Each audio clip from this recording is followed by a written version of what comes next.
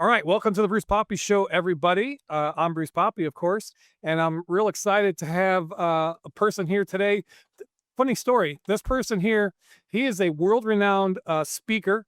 He's transformed people's life. His little nickname is the Transformer. He's written a best-selling book. He's also an actor, done all kinds of stuff. Really, really powerful person. And I'm super happy to have acquainted with him, get him introduced into my life. And I'll share you a quick story. Just over 2 years ago, I had a conversation with this gentleman, a friend of ours, a mutual friend, Robert Imbriali, introduced us. Said, "Hey, you need to talk to Kurek. He's fantastic." So I did. Got acquainted. Found his book. His book is called "How Would Love Respond?"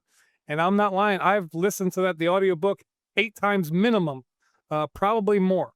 And that book has had a significant impact on my life. But one of the things that I've noticed through reading the book is the life that is my transformed my life. I've never met Kurek in person. We've never done any formal, training here, but just his book. So if you don't get anything else from what I'm telling you right now, go find that book. It's on Amazon, all over the place. #1 best-selling book, multiple printings. How Would Love Respond? And that's the name of this episode is called One Question. And that one question is how would love respond? So we're going to talk about that today. Welcome back, Kurek. Great to see you again, sir. You too, Bruce. And I love your story. And I love watching your transformation. And there are no accidents. And the one thing I'd like to hand back to you, sir, is that, you were before the call, you're talking about Robert and myself and stuff. So that just means that you're on the exact same frequency, that we're not brought together by accident. Nobody wants to hang out with charity people. That the thing is that that's not the way it works. Is that, I used to spend a lot of time, I've been friends with Sylvester Stallone since he was 18 years old. And, last time I had lunch with him, I thanked him for all the mentoring he did. And he said, "Kurek, it's just who you were, man. You're on the same frequency. We may have been making more money than you, considering you're living in your car most of the time, but it was just a matter of time that your results would catch up with your mindset, and you never held us back." And that, so for anybody watching today, I think it's understandable that if you have connections like that, it means you're one of those people. You're a peer, and to welcome that within yourself to see who you really are. It's been quite a journey. I mean, it's not easy. I'm sure you would attest to that as well. Transforming your life from just a mediocre, thinking I had it all figured out and realizing really I didn't know squadoosh. And then and then actually implementing, the stuff because so many people I've experienced that they're consumers of this content, the personal development, be better, type of stuff. They consume it, but they don't implement it. So one of the first questions I would ask for you is, what was the moment in your life that really forced you to stop living the way you were and start to choose transformation instead of the way that you were living? Bruce, that's a great question because, as we talked again before the call, as my book's now being turned into a movie. So I have to go back and review a lot of this stuff to write the story again, and be as accurate as I can. Well, when I was 18 years old, I worked at a health club in LA, and I was doing it just to pay the bills, or try to pay the bills. And there was a gentleman that was kind of out there. He would literally come down from Mulholland Drive, which is like a mountainous path, with a barbell on his back to go to the gym, right? So everybody thinks he's a nutcase. Well, John wanted me to train him in the gym. Turns out John Hirschfeld is an award-winning writer and director, and he's also Sylvester Stallone's best friend. They were roommates in college. So John had a lot of influence on me, being I'm an actor who wants to work, and he's a director. And so, John utilized that influence on me to educate myself. He made me read books. The first book he made me read was Think and Grow Rich, and I had to read it out loud every day, 20 pages a day. He would call me up in the studios. What page are you on? I mean, John held me to a higher standard. He made me look up 2 vocabulary words every day, write them down in a book I had to carry in my back pocket, the word, the definition, using it in a sentence, all of it. So I was really deep into personal development for a long time, but the helicopter crash that I was in on a movie with Chuck Norris called Delta Force 2, where 5 of my friends died, it hit me so hard, I guess, that it challenged my personal development. And for years, I had a gun in my mouth every night and drugs up my nose and cigarettes and booze.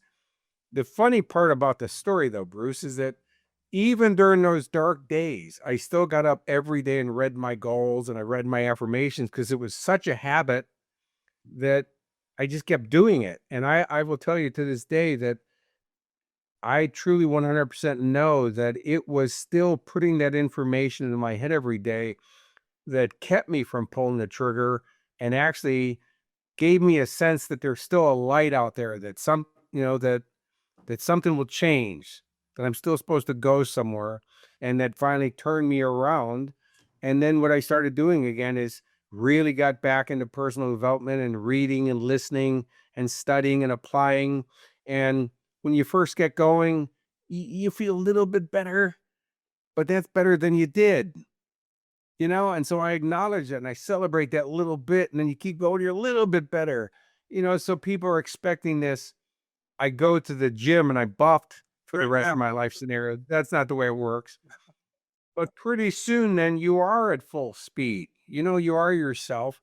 And because I can tell you the alternative sucks, that pain barrier keeps me from ever going back there. Mm, And that's why, still to this day, I don't teach this stuff, Bruce. I live it right. every day. There's nothing I teach you or anybody else that I don't live every day. But I also know that when I don't do it, what the alternative looks like. Right, absolutely. Now, and I want to key in on one of those things he said. I don't want to gloss over that because this is super important for people listening.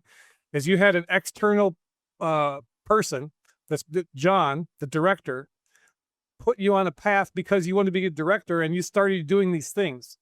Right, it became a habit, and then when you were at your worst, like you said in the book, it's his story. He was literally having a gun in his mouth every single night. Yep. And thank goodness he wasn't committed at that point. Um, but what you said is you still kept doing the personal development, the reading of the affirmations, the reading of the books, and that was probably the knot at the end of the rope that kept you hanging on because you had earlier. I mean, how long a time had passed between you developing the habits and this, dark place in your life? Yeah, it was 10 years of personal development and workshops. And I mean, I did EST, Werner Erhard, which became the Landmark Forum. But when Werner ran it, it was close to a cult. I mean, it was intense. So I did all that before the helicopter crash. Then it was 2.5 years of the darkness. And I mean, dark. I mean, it was dark. And it's a point where you think it's never going to end. And what happened to me? I used to be somebody in my own life. I used to be this positive, happy-go-lucky guy, and now I'm dark. And I lost a lot of friends. I lost, even John pulled me up and said, "Hey, you're one of the most powerful guys I ever met in my life, but this guy that you're being, his future is dark, and you're not going to be happy." And he got in my face again. But that's John, and he did it because he loves me, and he's my Mr. Miyagi. But the funny part is that John's called me now asking for strategies, and John wrote a movie based around my life. He made me do a 2-hour live seminar on the phone. What do you say, Kurek? What do you? He goes, don't tell me, do it. So I had to do it. It's like 4 a.m. here, and I'm doing a 2-hour live seminar over the phone for him. So it's funny how it all works, but John always saw my potential and saw things in me that he knew needed to be brought out and also polished. But also I felt John's caring for me And I mean, it wasn't always easy. John paid me $35 a week to work for him, $35 a week. And I was spending more on fuel, doing errands for him and stuff. And I worked for 13 years. And people said he's taking advantage of you and he's using you. But I knew that John, what I was getting from John was way more. And it was right up there with wax on, wax off. Right. That, that's where I felt I was. So when I saw the Karate Kid, I go, I know that guy. I know that relationship.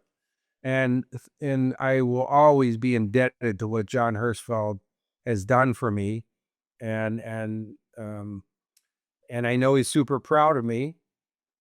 And here I'm now writing a movie, and again, a lot of those skills and tools come from my association of working around John. Right. And there they come out, because I haven't taken any script writing courses. Right. Well, that one thing I've learned about watching you and some of your stuff, but content online, and when you put the book out, you didn't know anything about publishing, editors, all that different type of stuff. But so I'm guessing you dove in, both feet all the way up to your neck, and you figured it out. That's why your book went #1 bestseller in like 4 hours. Yes, sir. Well, Bruce, that's why it's one of my formulas that and by the way, it's not my formula. I just broken it down into a formula. It's a teaching tool. And that is, with the right mindset and developing new skill sets, and you follow through, you can create and achieve anything, everything. And the way we do that is through education, application of the education, and following through on it. So when you break it down to those simple steps, there's nothing that's not attainable for us or anything out of our reach. Right. And so I walk myself through that formula. Like, okay, they want to make my book into a movie. They've said, Kurek, we won't do it unless you write it and direct it. I'm like, that's not really what I do. But see, as soon as I said that, I heard my own limiting belief. Yeah. And then you got to reinvent yourself going, man, they're right, but I'm not going to write and direct it. I'm going to write and direct a great movie, and it's going to be an award-winning, box office sensation. So if that's what you really want to experience, well, then you got to reinvent yourself to move up to that level. And that would be by changing the mindset. Okay, I'm doing this and I'm doing this great. And then, creating some new skill sets. So I'm on my 33rd rewrite of the script, and nobody's telling me to rewrite it. As soon as I print it, I start reading it the next day. I start rewriting. I keep going back, but it's honing it in until it's this really beautiful piece of work. And movie people that I know who are reading it going, man, what a story. And I cried, I laughed, man, the journey you take people on, this movie has to be made. Right. And I love hearing, but they said, it's an unbelievable professional script.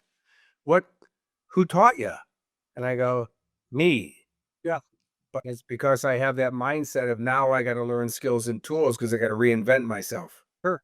So in your book, the title of your book, How Would Love Respond, asks that question. Most people know what the answer is, but they never act on it. So why do you think there is such a gap between knowing and doing? Well, Bruce, it really comes down to this: people have this hallucination that you're going to live forever.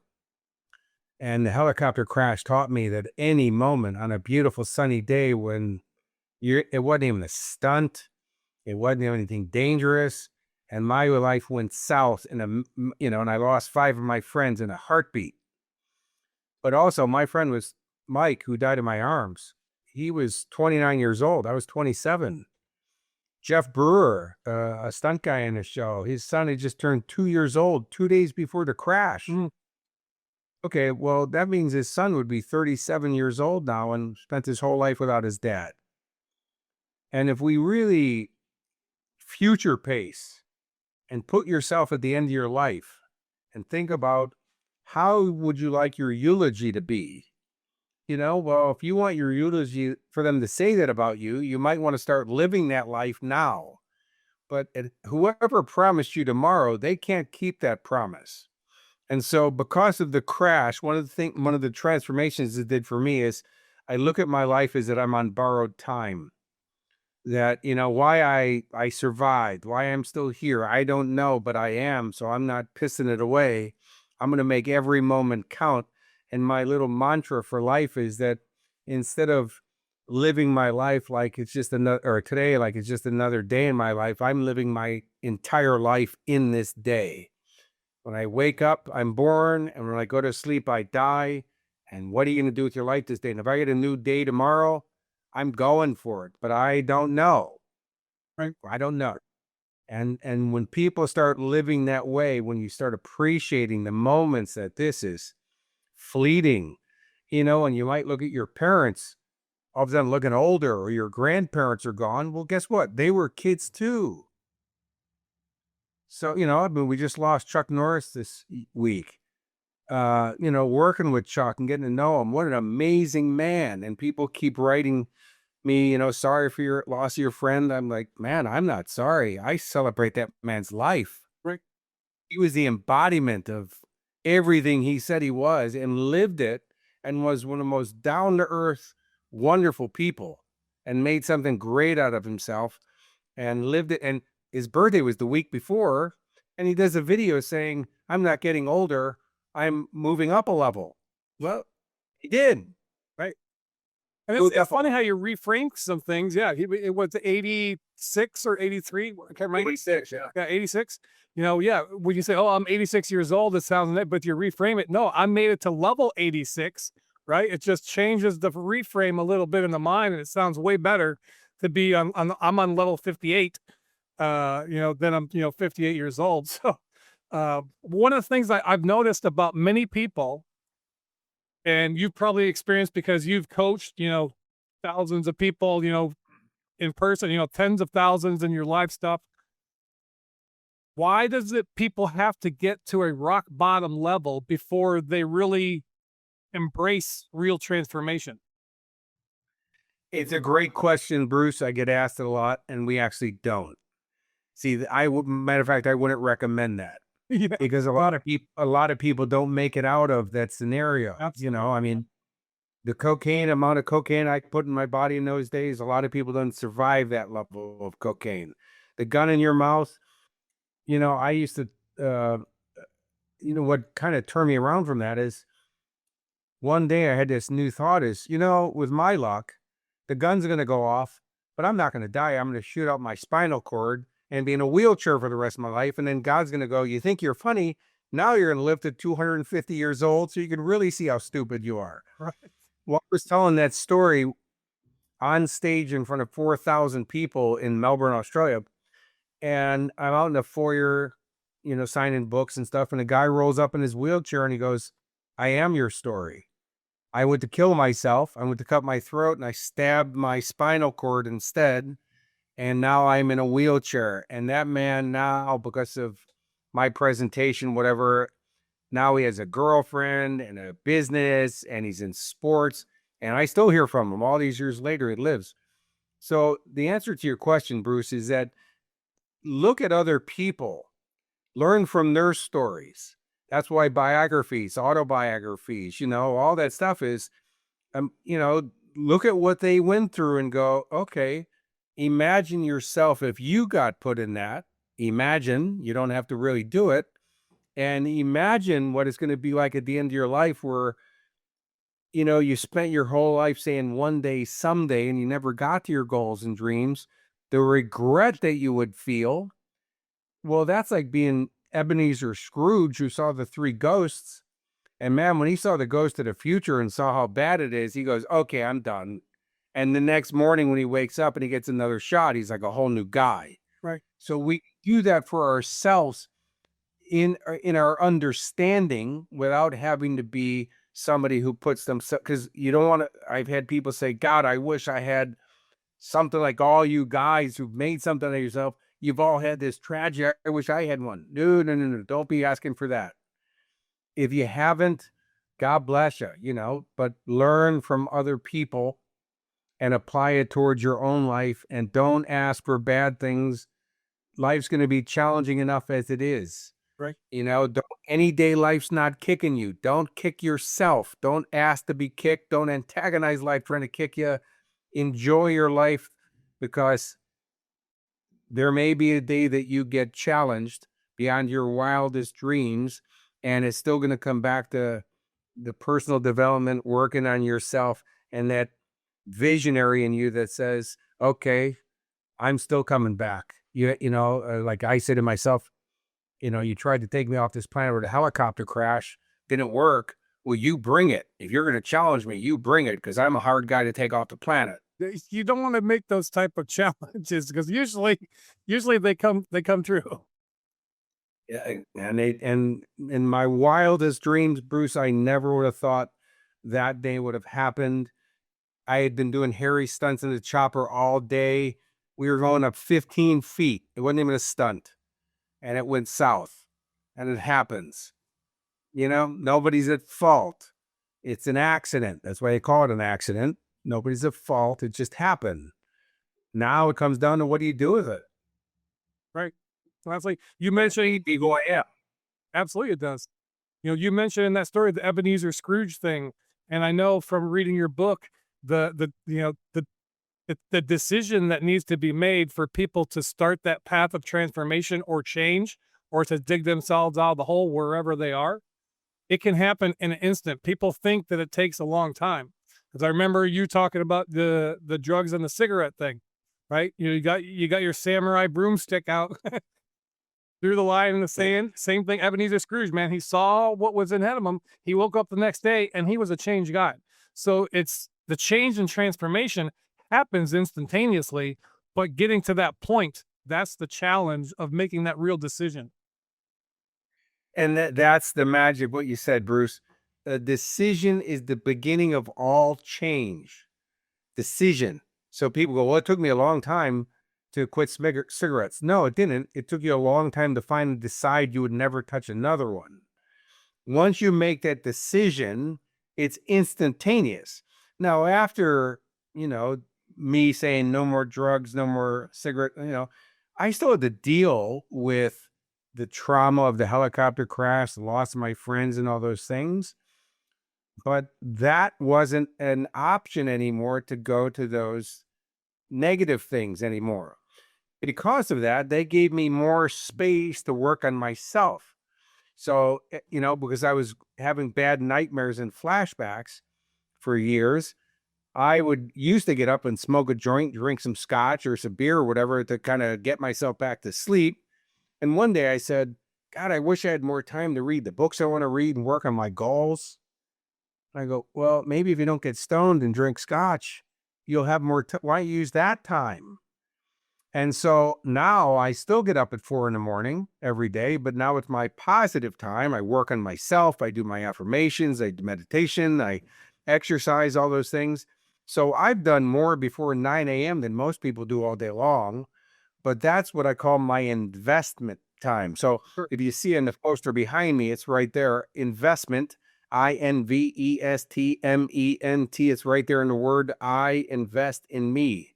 It's the best investment you can ever make, because it has the grandest returns. Absolutely, it does.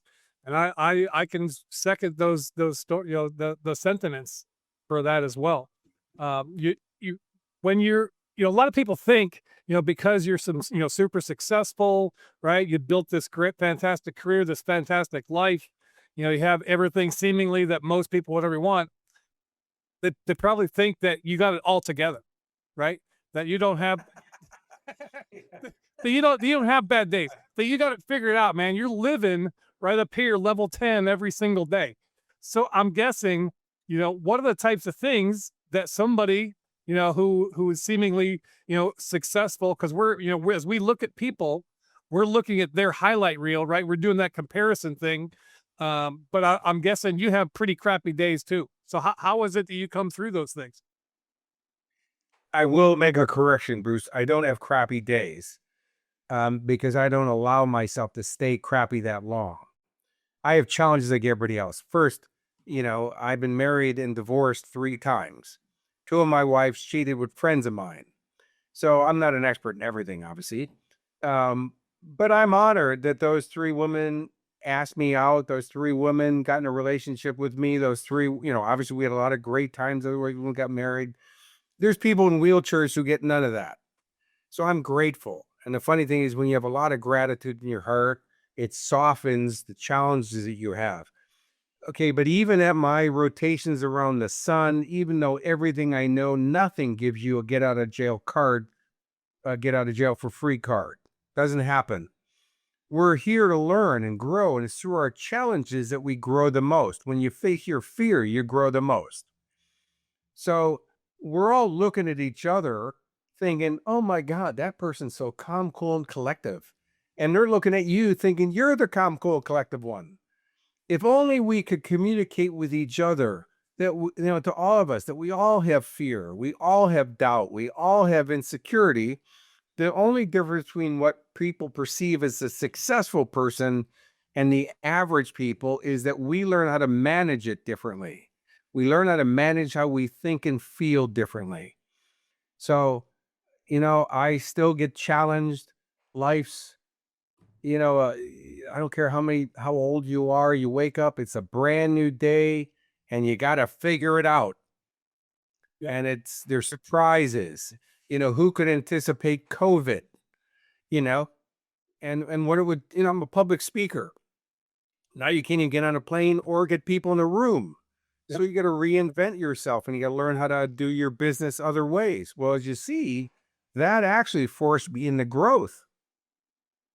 So that's the way I look at it. That's why I don't label things as bad. I don't give my power away to people or things outside of myself. And what I do is, no matter what's going on, I always look at myself and say, well, in order for things to change, I must change. So what in me needs to change to get to the next level or the new result or turn things around, whatever that is. But I'm not giving a lot of energy and certainly a lot of emotion to things outside of myself or people outside of myself that I can't change, because we can't. We have no ability to change things outside of ourselves. Right. And one of the key things I'll highlight again is that you learned to manage people who are seemingly successful, that the average people compare themselves. I could never be like that guy. You were born with all this stuff in you. This management of our thoughts, management of our emotions, it is a learned skill. And I'm guessing Yeah. anybody can do it, right? Not anybody, everybody, Bruce. It's based in the laws of cause and effect, the laws of physics. By the way, if I knew all this stuff earlier, I wouldn't have been homeless. I wouldn't have lived under buildings in my car. And by the way, I didn't do it for a week. Sometimes it was like 2 years I lived in my car. There's a funny story, as you know, Bruce, in my book about getting to become friends with John Travolta and him picking me up at my car for dinner, not knowing I was homeless. Yeah. And he goes, man, you got like the best attitude ever. Well, yes, anybody, and by the way, I am a living testament. So are you, Bruce, that if we can do what we've done, anybody can. Not everybody will. And quit looking at other people, whether they're doing it or not. You got to do it for yourself. By the way, if you want your friends, your family to be happy, healthy, and wealthy and successful, you got to be happy, healthy, wealthy, and successful first. Otherwise, you're like the fat fitness trainer telling everybody else how to get abs. Yeah. Well, if they work, why don't you have them? So the thing is that I work on myself first, because whatever you're filled with, you're going to spread to everybody else around you. And I've helped people from all walks of life. A woman who had 7 personalities, schizophrenic, harmonized her into one person, and 20 something years later, she's still one person. People who helped them cure themselves of cancer. People who've been told it's impossible to have children, all have kids now. Every athlete and sports team I work with, every one of them is one. I don't even know the sport most of the time, but I don't need to. The fact is, we all have equal potential. So physics, everything's made out of energy in equal proportion throughout the universe. So that means nobody has any different or special energy than anybody else. If we're talking about theology, God is omnipresent everywhere all at the same time. That means nobody has more God or less God than everybody else. So then we have the power of creative thinking that takes that energy and turns it into perpetual transmutation, which is a law of physics, which turns it into form. So energy is always trying to take form. So the key to all this, Bruce, the simplified version of all of it is self-image. You can't outperform your own self-image. So you got to raise your self-image, because that person will automatically do the things that produce the results at that level. The Bible even says, as a man thinketh in his heart of hearts, so is he. It's your self-image. And the way we raise our self-image is raise your expectation on yourself, because most people are hoping and wishing really big and expect very little. And in life, you get what you expect. So raise your expectations, which automatically raises your self-image, and you will live up to that. And all of a sudden you go, wow, that wasn't as hard as I thought it was. It actually isn't. No. And now, Bruce, people say to me, well, if it was that easy, why isn't everybody doing it? Because they're asking that stupid question, worrying about everybody else. Yep, the whole comparison I'm thing. doing it for me. Yep. Yeah, and people, I have found, and I've been guilty of this myself, not wanting to do the work long enough to be able to see the results. Everybody in today's society, we live in this microwave society where we want it right now. Rather than shutting your pie hole and getting on a treadmill to lose weight, they'll go get some Ozempic and then, jack it into their body and mess up their kidneys and every damn thing else. But hey, they're going to get nice, slim and trim, and they're going to fulfill the image that, the media marketing people want to put on you. You have to be a certain size and weight and blah, blah, blah. But people aren't willing to do the work long enough. And one of the biggest impacts, the phrase that I got from your book that I try to live every single day, is you're either evolving or you're dissolving. You cannot stay neutral, right? And I've kind of, twisted it a little bit. If I can be just a fraction of a percent better tomorrow or today than I am going to be tomorrow, winning, right? Just like Charlie Sheen, winning, and I don't even have any tiger blood in me. So, that's the thing. If I can just be a little bit better tomorrow than I am today, that's a win, baby. That's a win. Yeah, that's in the book as well, Bruce. CDI, consistent daily improvement. If every day you just get a little bit better every day, you won't recognize yourself at the end of your year. You go, man, my whole life's transformed. So how can I make my relationship better? How can I improve my health and fitness today? How can I make more money today? And if you just get a little bit better every day, by the way, most people are going backwards in all that stuff. So if you just get a little bit better every day, it's not overwhelming.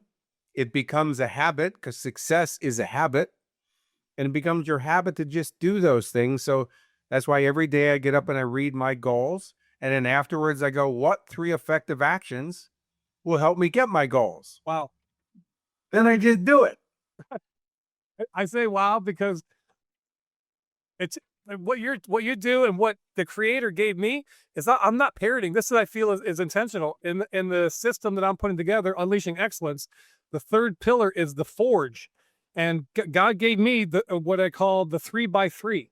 You pick 3 actions in 3 different areas of your life, and then you do those small reps. It can take 5 minutes, 10 minutes. Doesn't have to take you all day, right? We're not eating an elephant in one bite, but you do those 3 things every single day, the 3x3. And then at the end of a week, a month, a couple of years, yeah, you're going to be, it's not addition, it's exponential, it's multiplication. It goes quantum. Yeah. It's now you can't even multiply it anymore. It's quantum, Bruce. And if you just for an average person, if you just think about stacking 3 now, but you notice that I use very specific terminology, because I'm not religious. My mom was Jewish, my dad was Christian. I was just confused. I'm not even sure why those people are together, but didn't last long either. The thing is that the Bible says, in the beginning is the Word. The Word was with God. The Word was God. And it took me a long time to figure out, really, what is it? God is the Word? The Word was God? Well, that means that the words create our experience. And by the way, there's one character in the Old Testament, New Testament, and the Quran. He's the only one who's in all 3. That would be Moses. He's the only one who really talks face to face with God. And when he asked God, what's your name so I can spread the word? He goes, I don't know. That's so powerful. I don't know if I can share that with you, because it could be used for evil. And finally, when he does, He says, I am that I am. I am. Words. Those are the words. And in the Ethiopian Bible, which is like the original Bible without any edits, they don't call him the Lord. He's called Yahweh. And in Hebrew, Yahweh translates to I am that I am. And if you put the symbols on top of each other, you'll see that it forms a man, that we are creators. And so in language, because it changes how we function, the words, thinking, by the way, is words that we're putting in our heads. Well, instead of taking action, take effective action. So IVE means that it produces the result of what becomes before IV. So creative thinking or thoughts that create effective actions or actions that produce the effect. It's more specific. And so instead of saying, what can I do? I always ask, what 3 effective actions am I taking today? I don't even have to come up with the answer because, again, the Bible says, ask and it will be given. I know that throughout the day it will show up. Sometimes it might be a hunch, an intuition, might be an action I take, but because I ask the question with the expectation of getting the answer, it shows up. Yep. Nope. It's Words are important. Words. Yeah, words. I mean, we're talking about vibration and frequency. Words are sound. Sound is vibration and frequency, and we can actually speak things into existence. It's do. it's mind blowing, and people would say, "Oh, that's heresy," right? You're going to only God can do that type of stuff. So the title of your book, "How Would Love Respond?" Right? And a lot of people think love. It's a religious book, right? How would love respond? And we're not talking about the love from a religious aspect. So explain how people can get a little bit confused about what real love is. Sure, Bruce. We'll kind of back it up a bit, because it goes right in the context of what we just talked about, is that the most powerful 2 words in the English language are I am, right? Because whatever follows those 2 words is known as your identity. And we will always live up to our identity. And so because our identity creates our beliefs become our behaviors are shown through our actions, and our actions produce the results. And so, and as a man thinketh in his heart of hearts, so is he. The Bible says, if you do not know love, you do not know God, because God is love. In the Dead Sea Scrolls, now, by the way, Jesus himself in red, he says, even the least among you can do all that I have done and even greater things. And he said, it's not a sin to consider yourself one with and equal to God. Now, that's Jesus speaking. There's not much interpretation to that besides that's exactly what he just said.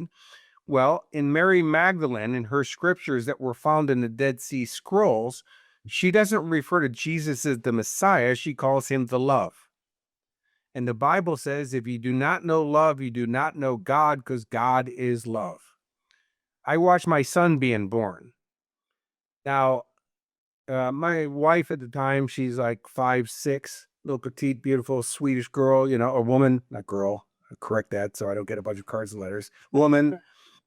And, I'm watching Stewie from Family Guy, his head pop out of a part of her body that used to be the size of an eye socket, the way I remember it. Right. Right? That has to hurt. 16 hours of labor, that comes after all the months of carrying the baby, right?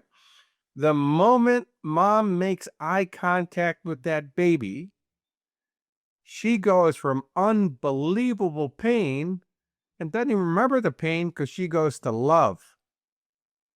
And so our moms taught us the most valuable lesson at the very beginning, the moment we came out. And that is, you can take the worst, most painful part of your life and transform them through unconditional love. And so how would love respond? If you look at the title, it's capitalized as an identity. So if we're putting everything I just said into one concept, is that if you identified yourself as love, the most powerful force in the universe, well, if you want to be connected to your creator, God is love, that would be through self-love. I am love. I am one with the source. instantly, instantaneous. Now, God's not outside of myself anymore. Now I'm one with the creator. And how would love respond? Like, how, if you loved yourself, because every issue we have in this lifetime is a self-love issue. Correct. If you really loved yourself, would you allow yourself to stay poor? Would you allow yourself to be in an abusive relationship? Would you stick needles or in your arm or cigarettes in your face? That's not how love responds. Love would want you to have everything you want, and it would want everybody around you to have that, but not at the expense of you suffering. Because people don't want your help if you're suffering for it. It doesn't make them feel good. It makes them feel bad. So love is abundant. And so if you ask that question, that's when the question came to me. I knew I had to write the book. It actually wrote the whole book was that question is identify yourself as love. And if you're ever hard on yourself, just ask the question, how would love respond? Love would forgive me. Love would allow, I'm a good person. I'm growing. And so I made a mistake. Yeah. And so I'm working on myself. And so love also wants me to be wealthy because Wayne Dyer taught me years ago when I was first starting my speaking career. He said, Kurek, where's this stuff? He goes, man, are you a powerful speaker? And are you taking the world by storm? But what's this stuff you're teaching that you're the spiritual guy, not the money making guy? And I go, yeah. And he goes, where'd you learn that crap? I go, Wayne, you're like a spiritual guy. And he goes, yeah, you see my 25 bestsellers? He goes, I got 8 kids to raise. He goes, money is not the root of all evil. Poverty is. With money, you can make changes on the planet. You can help people. Poor people, you can only help through yourself. But with money, you can do it leveraged. And he got on me. And he goes, you got to stop teaching that. And then I saw him here in Brisbane a number of years ago. And he saw him and he called me over and he goes, hey, Kurek, got over that poverty mentality of yours, didn't you? And I go, yes, sir. And I thank you. And he goes, not Kurek, I had to. You're such a powerful force, man. I can't let you keep teaching that stuff. Right. So see yourself as love because you'll be one with the source. And the Bible very clearly says that God won't do for you. He does through you. Right. So he's not up there with a clipboard delivering gifts. He got better stuff to do with his universe. I know. It's funny. He does through you. And so that means coming through love, self-love, that you're one with the creator and you are doing in your version, whatever that is, whether it's whatever religion you're coming from. I don't have a religion. I'm just very spiritual, is that you're doing your creator's work. And by the way, what you call the creator, I don't think the creator's so petty that he's pissed off. You called him by a different name, considering he created all those names. Right. No, it's funny. It's funny because you talk about the Bible, the golden rule, right? We're supposed to love our neighbor as ourself. Well, if you're going Right. to, you get that kind of the prerequisite, if you trace it backwards, you got to love yourself first before you can love your neighbor. And so that's why all this inner work and stuff needs to be good. But then people say, but Kurek, you don't know the situation of my life. These circumstances, this X, Y, Z, I was abused as a kid, or, I've always been on food stamps, or, there's always some external thing that's, woe is me. They got this victim mentality, right? How do we break through and give those people some love? Great question, Bruce. And it goes to everything that we've been talking about today is self-image, identity. You gotta, if you go, I'm always on food stamps. I'm the kid who was abused or whatever. You're going to be stuck in that identity. By the way, yes, I do understand because I believe God's given me so many challenges because he just gives me better seminar content. Right. People go, when they really learn about my life, they go, that guy's life is way more screwed up than mine. Yeah, if he can do it, I can exactly. do it. If he can do it, I can do it too. Right. And so I kind of laugh, every time, I go, okay, I got it. More new updated content's coming. The thing though, is that the first thing you want to start with, Bruce, is change your identity. Like, okay, so I used to be an abused child, but now change it to something empowering instead of some disempowering. That's in your book You gotta too. use, Yep. but quit being victimized. You got victimized then. Don't keep getting victimized now. The person's not even abusing you now, but you're still abusing yourself by telling the stories. So stories create what I call drama glue. Yep. They keep you stuck in the story, and then they keep everybody else stuck listening to it. Instead, change the story. Only tell the empowering stories about how you're on the other end of the abuse, how you're this warrior who made, just like your whole content, Bruce, about forging yourself into the warrior. By the way, the hardest samurai sword is forged in fire, right? The phoenix comes out of the flames, from the ashes. That means destruction happened for creation to happen. If you study the universe, destruction has to happen first because something has to leave in order for new things to be there. Because the law of displacement say two things can't occupy the same space at the same time. Another law of physics.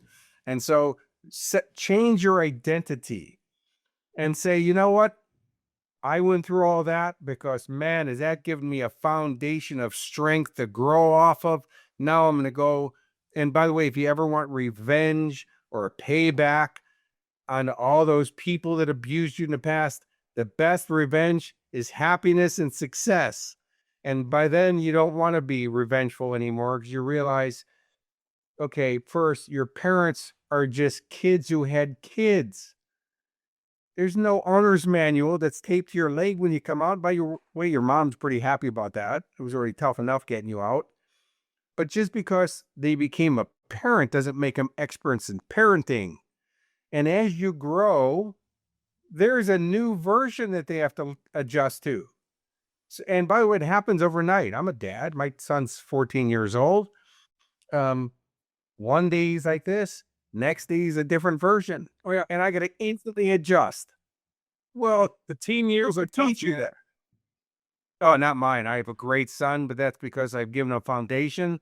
But also, my job's not to be his boss or discipline him. My job is to help him be a good decision maker. And so we communicate. The biggest thing there, Bruce, is kids they spell love, Time. They want your time. Mm. So I've always given my son priority one. He gets my time. He gets my attention. And the other thing is kids want to be heard. They want to feel like they're heard. So my son speaks. I turn everything off. I look at him. I ask him questions. He goes, Dad, man, you know everything I say because you even come up with follow-up questions. I go, yeah. And he goes, Mom's not like that. I go, well, probably a reason we're not married anymore, buddy, but I'm not here to have you fear me. I'm here to guide you. That's my job. So because I have a great teenager, and he just broke up with a girl he was dating because he found out she was vaping. And he says, Dad, that doesn't fit in line with my values. Like, oh, I wish I was. At 14, yeah. Yeah. I go, I wish I was that good when I was your age. I'd be way further. No, I mean, that's what we want for our kids, right? We want them to have a better life than what we had.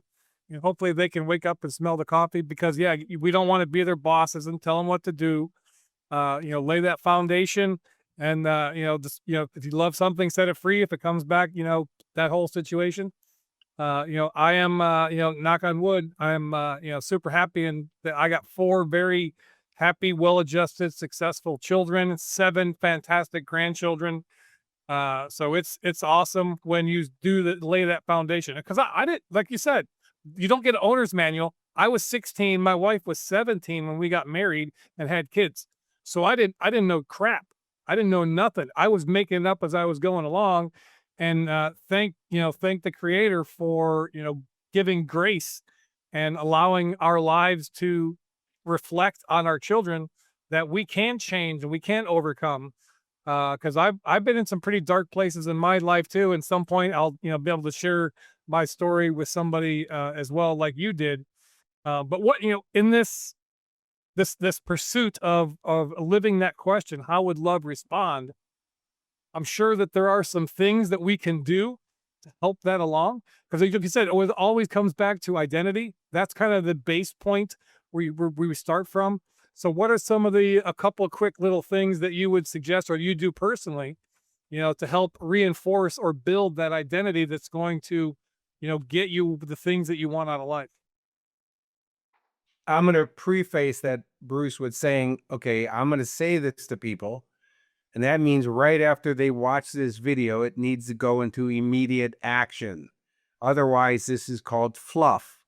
It's a nice motivational conversation, but it doesn't do anything for your life. And any goal that you put on the, say, I'll get to, you won't. Do it immediately. Take immediate and consistent action. This is a very powerful strategy. It's a game changer, and that is to write out your dynamic life. It's about a page. It doesn't have to be solid page, but paragraphs, and write out the story of your life, the person you want to become, with the goals achieved, the things, the lifestyle that you want to have, all that stuff. But write it as if it's in the present tense. Start it off with "I'm so happy and grateful that," and it doesn't have to be in chronological order, like I wake up, I get out of bed, I take a shower. Well, that's great. I'm hoping you're taking a shower. But the thing is that you're experiencing your goals, make it experiential, make it emotional. So I'm so happy and grateful that I'm living in our, 3-bedroom house right on the beach in Redondo Beach, California. You know, my wife and I, we love getting in our Mercedes Benz, driving to pick our kids up at school, or, so you're painting a picture. So a picture is worth 1,000 words, but the movie is worth infinite. So make it an emotional movie that you write, and then read it every day with passion and enthusiasm. So Wallace D. Wattles, who wrote the book, The Science of Getting Rich. By the way, the book was originally The Science of Getting Enriched, but nobody wanted to work on themselves. He put money in the title and it became a bestseller. And that was But in 1900s. I recently came across Wallace Waddle in some of my own personal research and development, and his stuff is fantastic. 1907. Yeah. And the funny thing is, Wallace was broke his whole life until he wrote The Science of Getting Rich, and then finally became successful. Uniquely, though, he passed away 3 years later. But pound for pound, one of the best books. You'll see it's spiritual. It's not just about money. It's about working on yourself. And he said that getting rich or enriched is not the result of doing certain things. It's doing things in the certain way. And the certain way that he's talking about is passion and enthusiasm. By the way, the root word in Greek, which enthusiasm is in theos, it means the God within. So you see, you got more power on your side when you're enthusiastic. But he very clearly in his stanzas said that the universe is a thinking stuff from which all things are made, in which in its state permeates, penetrates, and fills the interspaces of the universe. And a thought in the substance produces the thing that is imaged by the thoughts. So that's the law of perpetual transmutation. So that's why you want to do this dynamic life and put those thoughts in your head with consistent spaced repetition. With emotion, your brain picks it up. It makes a neural connection between what you're visualizing and what you're feeling. And it says, man, this makes the human feel great. Let's move towards it. It's an automatic response. It's how the science of the brain works. And you'll be in awe what starts manifesting in your life and what starts showing up just by doing this one activity. Right. No, And then the last piece is also come up with some I ams for yourself, some I am statements, your identity statements on another piece of paper. But again, it's who you want to become, your new identities, but write it as if it's that you're that person right now, and read those two things every day, twice a day, with passion and enthusiasm. right. Absolutely. And that will take you, a whole 30 seconds. Right. Of investment. And Have everything you but want. just putting on paper doesn't make it true or make it a reality in your life. That's just the first step. And like you'd mentioned, the way the science and the brain works, the subconscious does not know the difference between reality and imagination. And if you Right. put that in the subconscious, it will it will open doors and make opportunities and things for you to do, right? Because it's not, I can sit in front of my mirror and read my affirmations until the cows come home. But unless I get off my ass and do something, God ain't going to show up and put a check in your mailbox. There's too many people waiting for God to show up and drop a check in the mailbox. They're not willing to get off their couch. They're making more of an impression in their couch than they are on the world outside. So, it has to come with action, right? You gotta do something. Yes, and it's guided action though, and sometimes it won't be conscious action. It would just be what you do because when you are being that person, that's why it's the be, do, have model. When you're being that person, you'll automatically do. So, Bruce, I get asked every day, Kirk, what do I do to make the money to get to this, change my life?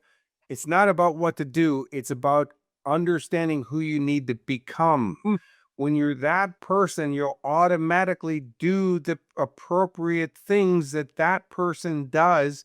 So make it easy to be that person by saying you are. So that's why with the women's beach volleyball team here in Australia that I took to win the gold medals, everybody else is that's the thing I work on, self-image. yep. I'm the gold medalist. I'm a gold medalist. By the way, that's before the Olympics. Right. I'm the gold medalist. I'm the gold medalist. Well, we were 5 points behind against the Brazilians, the best team in the world. We're 1 point away from losing when most person would say is, oh shoot, it's over. And already quit. My girls go, we're the gold medalists. Let turn it on. And they got the stadium on their feet. Even the Brazilian fans were cheering. They got caught up in it. They could know what they were doing. And the Brazilian fake players, the looks on their faces like, why does it feel like we're not winning just yet?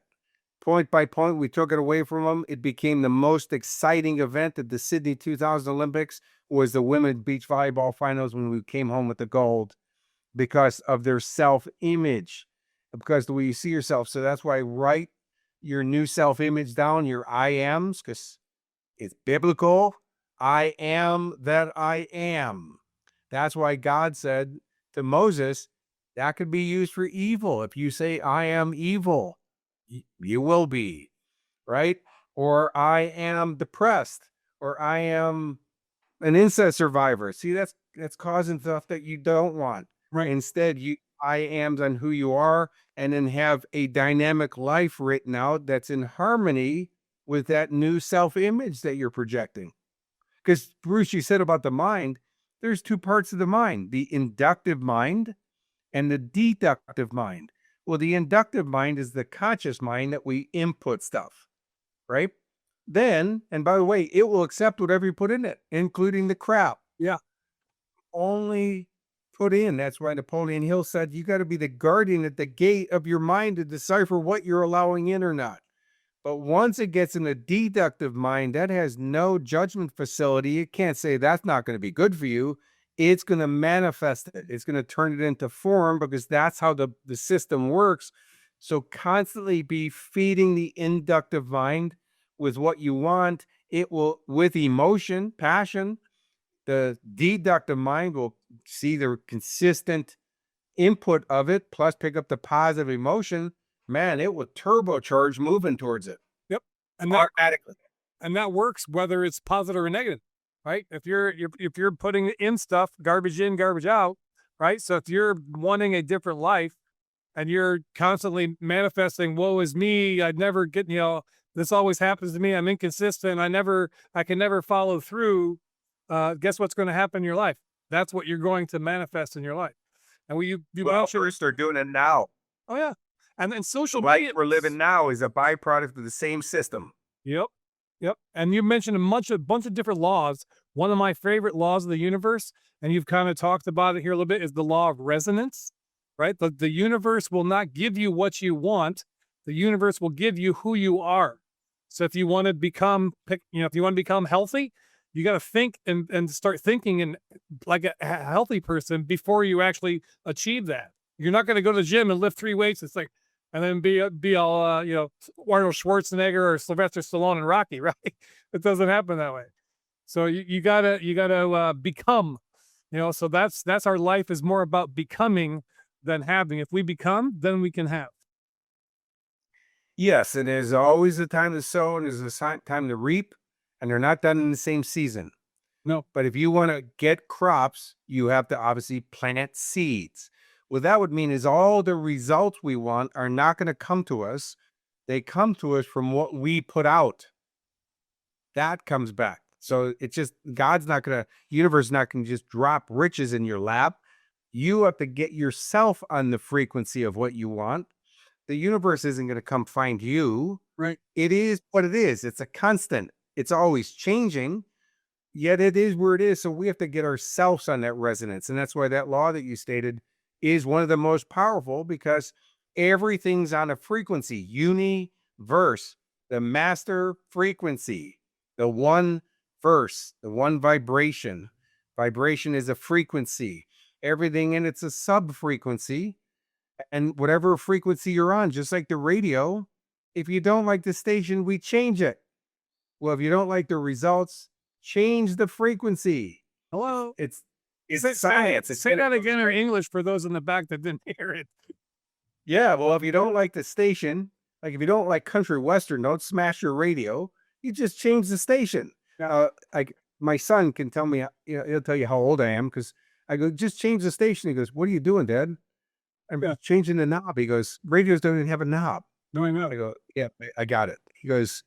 He said, "When you were a kid, Dad, is it true that tablets were made out of stone?" I go, "Yes, we chiseled Google." And he goes, "Really?" And I go, "No, there was no Google either." And he goes, "See, now I know you're lying."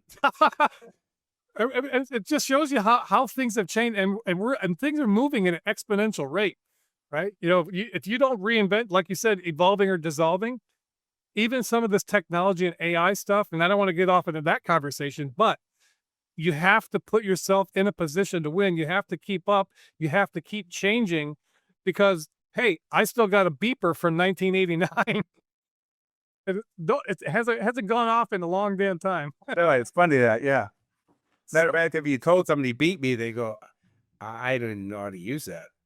But it's the whole thing, Bruce, is that, even during Great Depression, there was people who were making money, and I mean everyday people. There was people who succeeded in the Great Depression. Now, that's not really broadcasted very much, because that doesn't go along with the narrative of the Great Depression. But the thing is, people reinvented themselves to the new environment. So Charles Darwin very clearly said, it's not the strongest of the species that will survive, nor the most intelligent. It's the ones who are most able to adapt. We got to learn how to or reinvent yourself to the new environment. Yep. So if you and we going, "I don't want to learn AI, man. That's for the younger people." And okay, well, now you're a dinosaur. Right. You might as well just extinct yourself and go, turn yourself into the museum, so they don't have to dig you up to find you. But the thing is that I go, okay, if I can learn AI, I'm learning AI, man. If I got ripped off. Somebody to build a website years ago. It cost me $140,000 for a website that never worked. So I learned how to build websites. Not that I want to build websites, but now when I order one, I know what I'm asking for. I can speak the language. And by the way, success is literacy. It's a language. If you want to make money, you got to understand financial literacy, which means language. You don't go to the bank and go, "I'm a nice person." And they go, "Great. Anyways." But if you speak financial literacy, they'll give you whatever you want. Yeah, it's true. No, absolutely. No, we got to continue, moving forward and being better. Like you have reinvented yourself, through different phases or seasons in your life, and you're still on top of your game. And speaking of websites, has been on the screen. You need to go to kurekashley.com and find out more about what Kurek does. He does some really cool stuff. Before we bring this plane in for a landing, tell people about what you do and how they can participate or find you, or some of the things that you're doing currently. Thank you, Bruce. I guess the biggest thing I want to share is that how would love respond to my books being turned into a movie. We will be shooting later this year. I would love everybody to go watch it. It's going to be, you think the audio book, Bruce, is powerful. I can't wait. Wait until I can. I'm gonna be first in the nut. Yeah. Yeah. Well, you'll be at the red carpet event as well. But, wait until how much deeper I can take you into the story, all of it. I'm so proud. I am writing and I finished the script and I'm directing a movie. If you write me, Kurek at KurekAshley.com, I write you back. I've always been very consistent with that. Please don't just go on and tell me a big drama story, because I don't answer that, especially if there's no questions being asked. I don't know how to respond to it. All the social, excuse me. And I know there's tons of videos on YouTube and the rest of those things. Is my mantra when I meditate is always, how may I serve? How may I serve? I study Aikido, which is based in the samurai, and samurai in Japanese means to serve. And I wonder why I chose that as my martial arts that I do. And Aikido, AI means to be in harmony. Ki is energy. Do is the way of the path. Is to be in harmony with energy is a way of life. So I don't participate in things by accident. It's always very specific. And anything I can do to serve, let me know. And Bruce, I'm honored to be on your show, man. I'll be on your show any day of the week. I'm super personally proud of you and your evolution. And just you resonate a whole different frequency. And you were great when I first met you. Man, you're at a whole nother frequency and it's all over you like a glow. I appreciate that very much, and it's a lot of hard work. People just look at the outward thing, but then I was as I'm preparing because I knew we were going to be talking today, I went back and looked at that first time that we spoke, and God bless America, it is a night and day difference. And you just see, and that's from doing the reps, from doing the work, from understanding me changing who I am so I can become, because when I grow up, I want to be just like Kurek Ashley. So that's Well, you already got the haircut going, so that's yeah. I keep it high and tight, man, because I'm a very low maintenance type of guy. I don't need that. I mean, and plus, the older I get, my forehead's like a 6 or has 7 head now. And if I do let it grow out, you can call me patches. So, but I keep it high and tight. Wayne Dyer told me that it's a solar panel for a sex machine. But I see, Bruce, I have all my hair. I just shaved it for one of my movies that I did back when I was an actor called Airheads.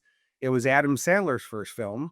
And if you go to the coming attractions, the trailer that's on YouTube, it's got Brendan Fraser, Steve Buscemi. It's a great, funny movie. But you'll see my scene that I shaved my head for. It's in the coming attractions. Nice. Yeah, because when you posted, I mean, that was one of the things that brought you back into from the front of my mind, because I love your book, was the passing of Chuck Norris. And I remember the story. It just resonated so much with me. I cried and laughed, as I was listening to the story. But I was like, man, I haven't emailed this guy in a while. I'm gonna reach out. And then I noticed on your social media the picture you put of you and Chuck, and it has hair. I'm like, who the fuck is this guy? Who's this guy standing with Chuck Norris?